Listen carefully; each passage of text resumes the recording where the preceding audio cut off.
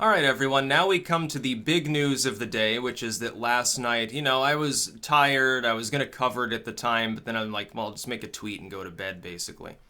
North Korea has tested another nuclear device. That is now known. There was also a secondary explosion that they're labeling as a collapse, which itself was considerable in size. It was above a 4.0 magnitude, which is significant under the circumstances. The resulting magnitude of the original explosion registered a 6.3. It was a full order of magnitude larger than their prior test results. That is, the seismic activity before was 5.3, was what it registered in the last two tests, and that itself was larger than previous tests. Now, if we assume that the yield of the atomic weapons that they tested the last couple of times was around the 10 to 15 kiloton range, which would be feasible. It would be reasonable to suggest a primitive atomic design similar to the Hiroshima bomb would have a yield of that magnitude, and that was well within their capabilities. We know they have atomic weapons. If we assume that, then you scale up the seismic event by an order of magnitude, you would assume that the explosion was an order of magnitude higher. That means we're talking about a 100 to 150 kiloton weapon. Now, that's the truth of the situation. That's what's known. The DPRK has already said, yeah, this was a nuclear test. China has confirmed it, Japan and South Korea. China confirming it is the most important because China in the past is the only regime in the world that kind of tolerated the North Koreans. They have no specific reason to say, oh no, don't worry, it was just a lot of conventional explosives. They pumped them into the ground. Pile after pile of plastic explosives just to scare you. I'm sure that they would like that to be the case because China does not want the North Korean regime to have a hydrogen bomb, trust me. Now we have to look at how they would achieve such a blast. Short of using an inordinate number of conventional explosives, which I can't imagine would be the case, it'd be wasteful. It wouldn't make sense, and, of course, they can monitor for the release of certain radioactive materials. Especially since there was a collapse involved, you would assume the loss of that radiation from the test site would be greater than in the past. They managed to collapse the ground over the explosive. That itself, by the way, prompts the suggestion, yeah, the yield must have been a lot higher if it managed to crack through all of that rock. Past tests were far too small to do that. It was just an explosion underground, creating sort of an irradiated hole in the ground underneath the rock's layer. Now, how would they achieve a yield so much larger than the past? This puts them on par with some of the weapons fielded by Pakistan or India. Begging the question, of course, how the fuck did they develop this without anybody apparently knowing this was going on? Because the Pentagon's own report from not that long ago said, oh, they're not developing anything other than the primary atomic material, so they can't get a hydrogen bomb. How would they then achieve this? The first possibility is Kim wasn't bullshitting anybody. They do have the H-bomb now, which means war probably begins fairly soon. If it's found that this was a hydrogen weapon, you can expect North Korea won't be around much longer. The Chinese may very well preemptively invade before we get a chance to do so. Another possibility is that they've developed an extremely upscale atomic design. Something freakish, sort of a halfway point between more modern nuclear technology on par with what we used in the 50s and the earlier designs. That's a possibility. If that's the case, it's probably the best of all scenarios because it means they just built a bigger rudimentary atomic weapon.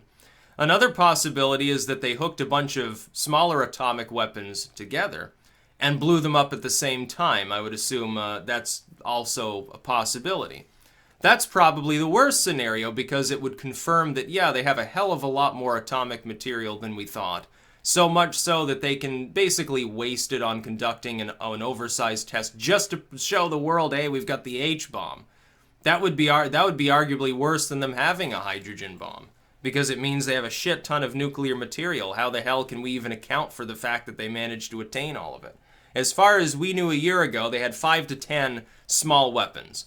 Now it looks like, oh no, they might actually have 70 or 80 of these weapons. Maybe they have a hydrogen bomb. They're claiming that they can fit it on an ICBM. Who can say anymore? They're the ones they're bragging about having conducted this test.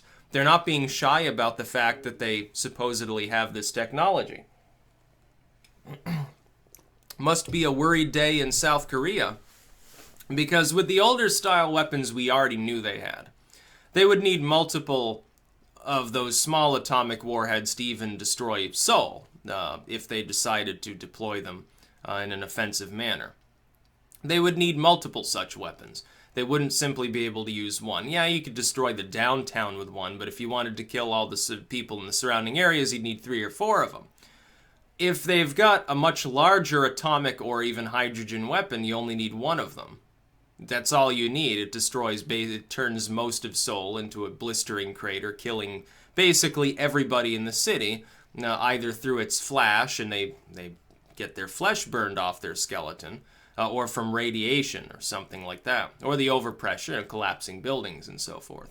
If they indeed do have the ability to put this weapon, if it is a hydrogen bomb design, and they're like, well, we can put this on the missiles we've already got, that brings Japan easily into range, parts of China and Russia. There's a reason why Putin himself has reacted with dismay at this. It's been condemned by China. China had created a red line, you do realize, for North Korea, saying, no, we don't want you to develop a hydrogen bomb. You've got atomic weapons already. That's scaring people enough.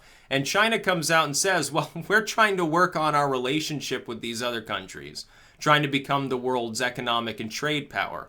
Why the hell would we want to deal with this situation right now? It's the worst possible time. We're sitting there building string of pearls and going off and basically colonizing parts of East Africa to keep our economy afloat. We're not interested in defending North Korea anymore.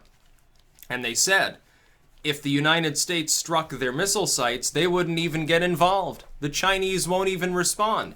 How much more will they not respond now that their next door neighbor actually has relatively decent nuclear technology?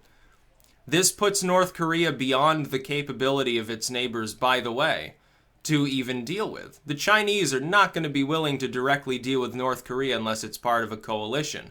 They share a border with them. You think they want Beijing to get hit by a missile that cores out the entire center of the city?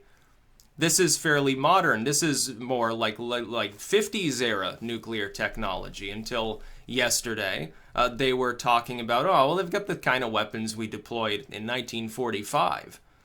We're talking the Trinity test era. We're not talking about more developed designs, really. It appears that somehow in an extremely short span of time, they've managed to rapidly modernize their nuclear deterrent. This is also a problem because they could, in theory, if it is a hydrogen weapon, you could load that onto a sub, idle it off the coast of San Francisco or Los Angeles, blow it up and cause an enormous amount of damage without using an ICBM, which is exactly the kind of deterrent that I myself have mentioned in the past, which is what they actively want. They want enough of a primitive atomic weapon wouldn't cut it in such a situation. It wouldn't do enough damage. It wouldn't be enough of a deterrent to prevent a country the size of China or the US from getting involved if North Korea decided to attack one of its neighbors. I don't think that DC or Beijing is willing to deal with the future in which North Korea openly flaunts having 100 plus kiloton designs, especially when inevitably they will get the ability to put them on missiles. They will gain a sub-base deterrent. We're talking sometime in the future. And there's an interesting link in the description, by the way, to a video clip from The Onion, actually, on the situation where it's like, oh, the UN and US have condemned North Korea for destroying all of Asia and killing 4 billion people. That's basically, we've been kicking this can down the road for so long. Administration after administration in this country has said we don't want them getting this tech. Clinton came in and said, well, they're trying to develop atomic weapons. We don't want that to happen, so we're going to shake their hand and hope the problem goes away by giving them nuclear material for energy-related purposes. Okay, we'll supply your nuclear energy needs, just don't build fucking atomic weapons. What's the first thing North Korea does? Haha, those fucking stupid Clinton. He's such a moron. He knows what we're going to do with this material. It may have been a slap at China when he did, by the way. It may have been an attempt to basically neutralize the problem by getting them to be a more neutral party, hoping that the U.S. could work with them with the same leverage China does, and then China all of a sudden has an atomic power on their doorstep. It's not even fully friendly with them anymore. Bush comes along. What does Bush do? It's going to be a red line if they done test one of them weapons. And they test the weapon, and he backs down, and he doesn't do anything. He's like, well, it's just one atomic weapon. It's not, you got like 5 weapons, maybe, or something like that. Who cares about them nuclear stored stuff? We've got all these modern weapons. 1 missile in Pyongyang's gone. They need like 10 of them. So that's how Bush reacted. And then Obama comes along. And Obama says, well, we need to slap sanctions on this country because, somehow that'll work. We've been trying that for decades. It doesn't work. Appeasing them doesn't work. Trump is correct. Clinton tried that and failed. Why don't we just fucking build them 3 or 4 more nuclear reactors? Just say, we give up. To hell with the situation. We're abandoning the Korean Peninsula. Do whatever the hell you want. Just go trouble the Chinese and leave us alone.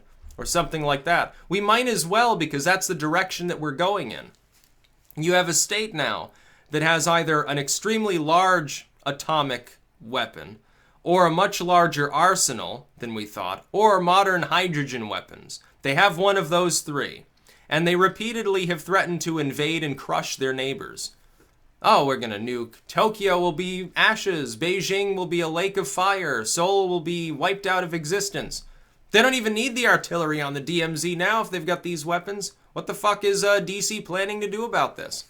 What about when they do develop long-range ICBMs? And it's not that far away. They've already got a prototype. What if they decide to put 10 or 20 hydrogen weapons on those missiles and say, now the Yankees can't do jack shit about it because they lose their whole West Coast if they decide to get involved. It's time to invade South Korea. They won't even need nukes to do it either. It's just a deterrent. They won't even deploy them. They'll bring them hot and active. They'll aim it at Los Angeles. They'll aim it at Honolulu, at Guam, at Anchorage, some of these other cities, certainly Seattle. They'll have a couple aimed at Beijing and Moscow, of course. Or I don't know if Moscow's in their range. Or whatever cities they can hit in Russia, Tokyo. And they'll say, okay, you folks back off. We're reunifying the peninsula. We're giving South Korea 24 hours notice. You step down, reunify with us, you're under our command now. Anybody else who gets involved gets a nuclear bullet, and there's nothing they can do about it to save you. We would be reduced to immediately evacuating our troops from the peninsula and taking as many South Koreans as possible with us. That's what we would be reduced to. We'd have to lift them over to Japan and then bring them elsewhere. South Korea would be lost. The Republic of Korea would no longer exist. Are we willing to allow that to happen to one of our main East Asian allies? I don't think so. The only other possibility, though, in this scenario is preemptive nuclear warfare. That could start World War III. If the situation just got far, far worse on the Korean Peninsula. This is not sane and normal. By the way, Kim's a rational actor.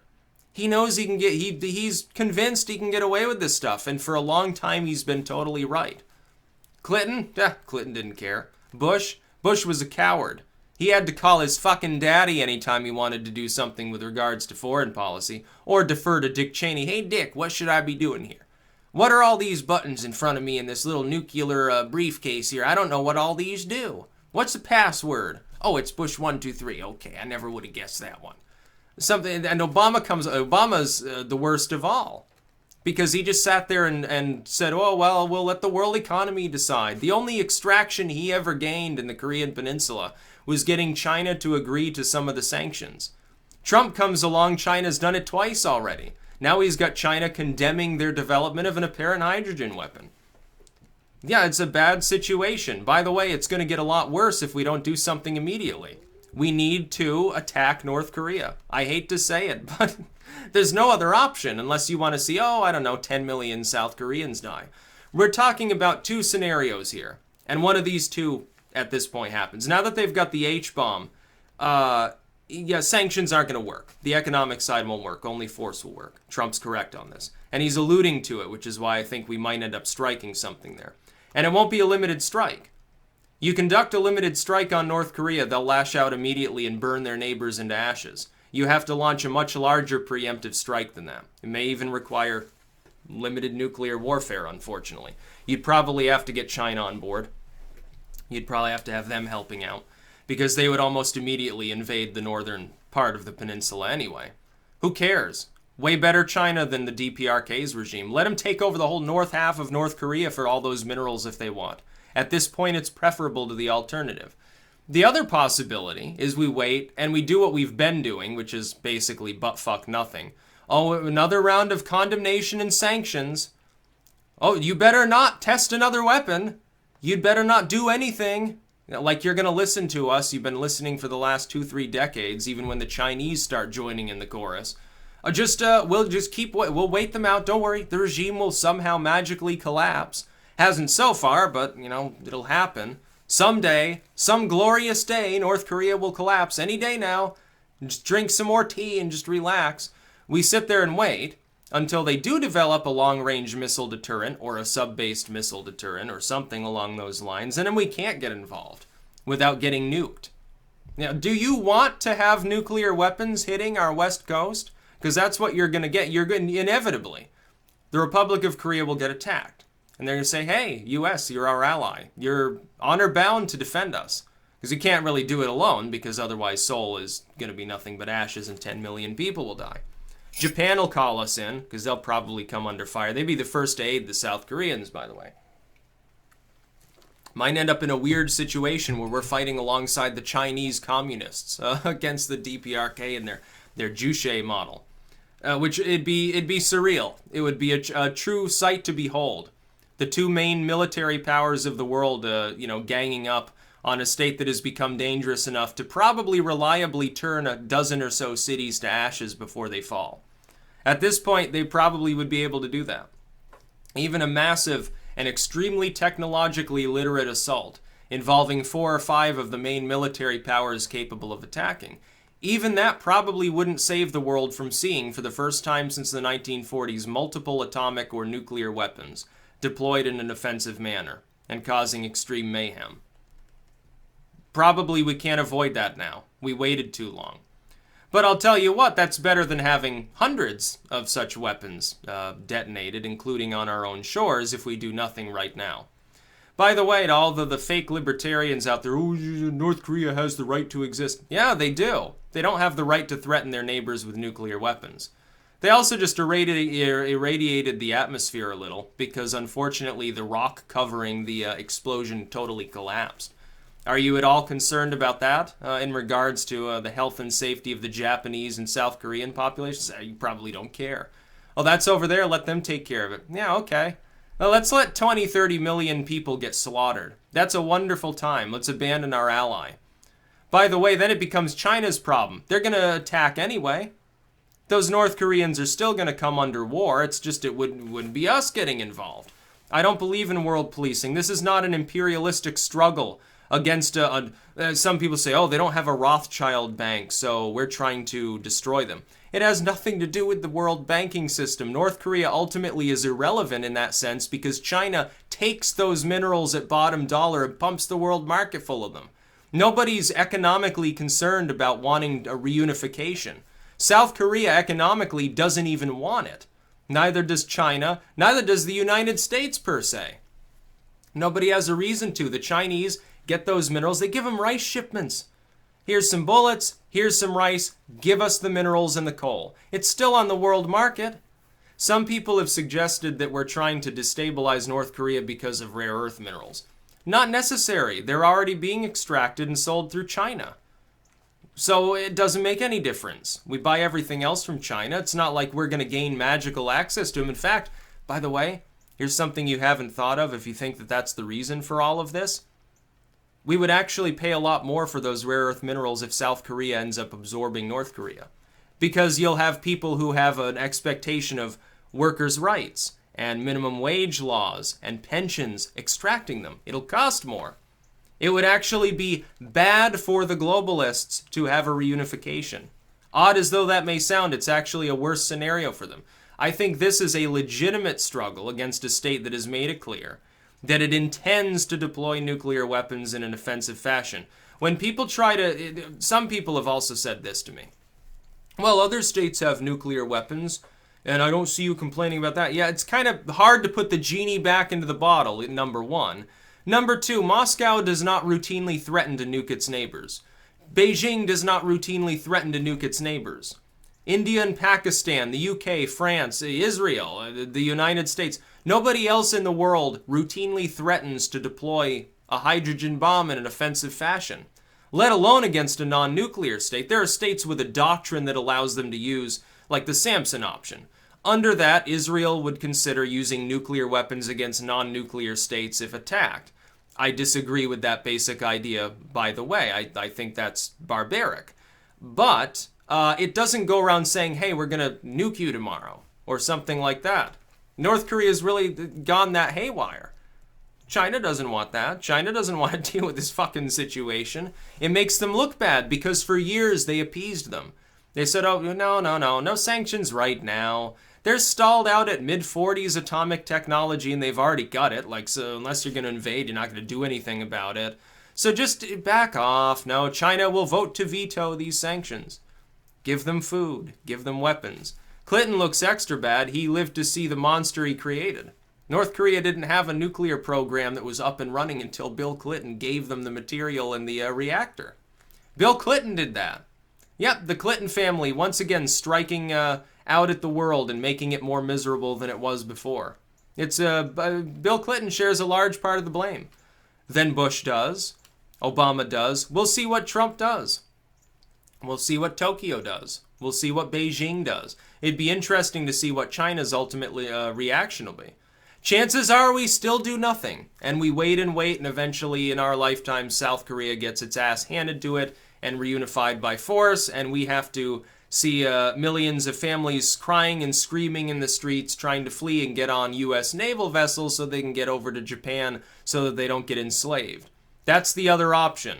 Is that the world that we wish to live in, is my question. North Korea has violated the NAP over and over and over. And with this latest test, yeah, it's on their own soil. Too bad they punched a hole in the earth that's now steaming out radiation. It's not normal. No other state is conducting active nuclear tests, just North Korea. Pakistan and India don't do that anymore either. They said, okay, we've made our point. We've got, boosted weapons. We don't need to conduct any more tests. Also, where the fuck are we going to test them? China doesn't conduct nuclear tests. They developed their program, 50s and 60s era. They're done. They don't need any more tech on that level. The U.S., we're trying to modernize our nuclear deterrent. We're not conducting tests either.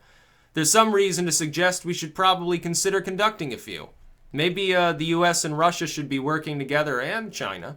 And we should say, let's go back and test a few of these. It's fun to watch the explosions. Bring back above ground testing too. Who fucking cares?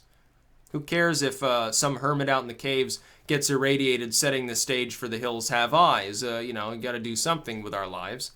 Now, North Korea is not acting normally. Kim's a sane actor, but that doesn't mean that this is normal. It doesn't mean that the rest of the world powers are going to sit by and accept it. If I had to guess, I'd say probably for a while we're not going to do shit, which is regrettable. We should be already pounding them across the DMZ with mother of all bombs. We should get Russia involved. Maybe they'd like to test out some of their hardware. Hey, you've got a little border with North Korea. Why don't you help us? It'll be good healing for the world. We'll have a massive coalition of basically every other country saying, we're tired of this shit. We're not going to deal with a state that has hydrogen bombs and threatens to use them on a daily basis. That's what should be done. By the way, still, I hold to this. U.S. troops should never go on the ground in North Korea. It'd be a bloodbath. Both for our men and for the North Koreans as they rise up and start killing themselves because they think they're going to get dragged off, tortured, and raped for 100 years. They're not going to accept that. It would be so dangerous. It'd be better if the Chinese and the South Koreans handle it on the ground. We've got all the air and naval power we could possibly need. We've got the ability to target all of their missile complexes, all of their airfields, and a good proportion of all that artillery north of Seoul in one fell swoop with a multi-nation coalition. Let's hope it happens. I hate to sound like a warmonger here. It's regrettable. And I wouldn't want to see a single North Korean civilian harmed. Unfortunately, it's inevitable that would happen. But what else are we supposed to do? We can't sit by and let South Korea eventually get invaded when North Korea says, ha ha, now no one can touch us. That's what'll happen. That would kill more North Koreans, by the way, because we would be forced to use nuclear weapons at that point. We would be forced to turn Pyongyang into a crater. Right now, it's not clear we would be. We might still have hope of using just conventional weapons to make this work. Maybe a couple of relatively small nuclear weapons on significant military targets, but we wouldn't need to target Pyongyang. But 10 years from now, we probably would. So my question is, exactly what else are we supposed to do? This was a nuclear test. This was not a primitive atomic test. It was either a lot of warheads, one really big warhead, or something technologically better than what they had before. Yeah, it's a problem. That's about all. Peace out.